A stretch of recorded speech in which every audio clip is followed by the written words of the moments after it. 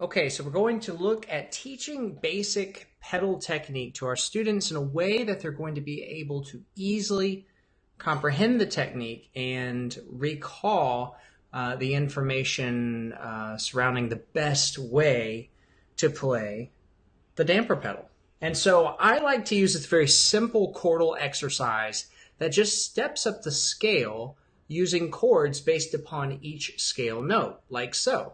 The C chord, D minor chord, all the way up the scale, like this.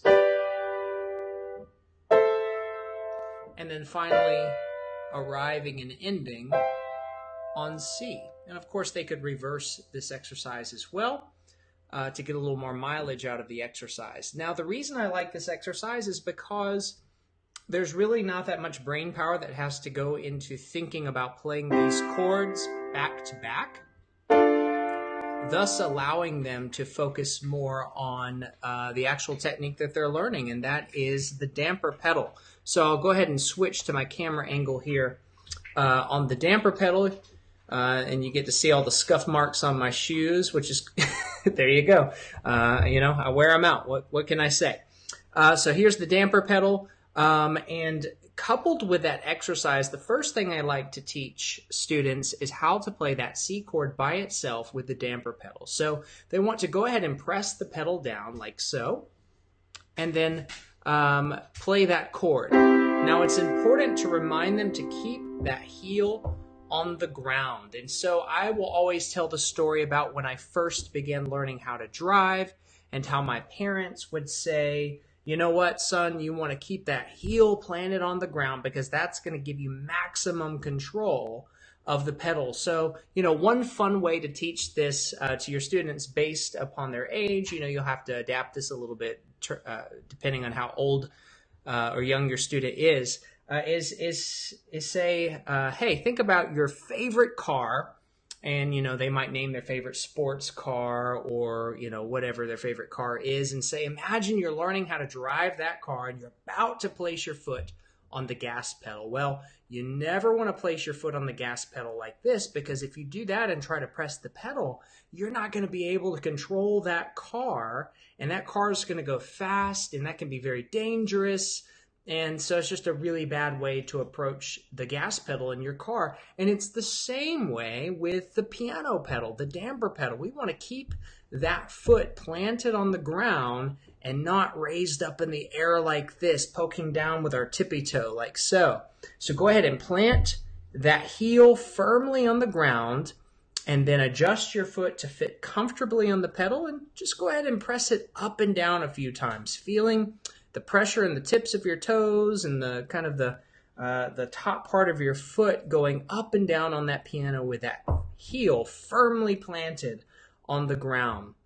And that illustration of the car is going to really help them remember how to place their foot on the damper pedal. Now, along with this exercise, remember the chord exercise I was talking about. The first thing you want them to do is play the C chord.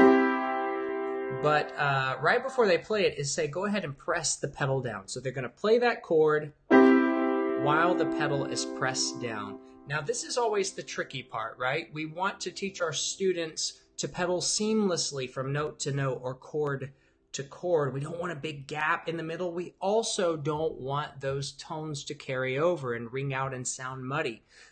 So the temptation in the beginning for students is to press and then lift their hand and their foot at the same time, like so, and then play. It's just kind of a knee-jerk reaction. They want to do it at the same time.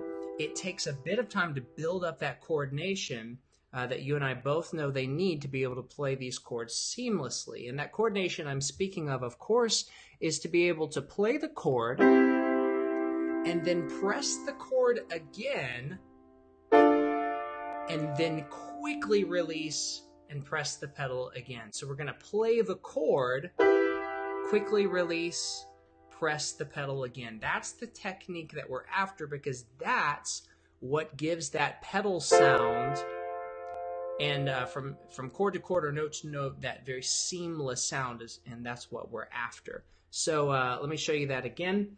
We're pressing the pedal down first thing, heel firmly planted on the ground, pressing the C chord, and now our hand is moving to the D chord. It's already in place, and have them go through this exercise very slowly because they're going to need that to gain this coordination. So now they're going to press the next chord while their foot is still on the pedal, and then quickly release that foot and then press it again. Now they're moving, their hand's already in place for the E minor chord. They press the chord, quickly release, and press the pedal again. Now this quick action will come with time, but in the beginning, we're only concerned about getting from one chord to the very next in a seamless way. So pressing that chord, releasing the pedal, pressing the pedal. So it's 3 steps, kind of back to back to back. Okay? So that's a great way to begin to teach them this pedal technique, moving from chord to chord and playing the pedal in a seamless fashion, always with that heel planted on the ground.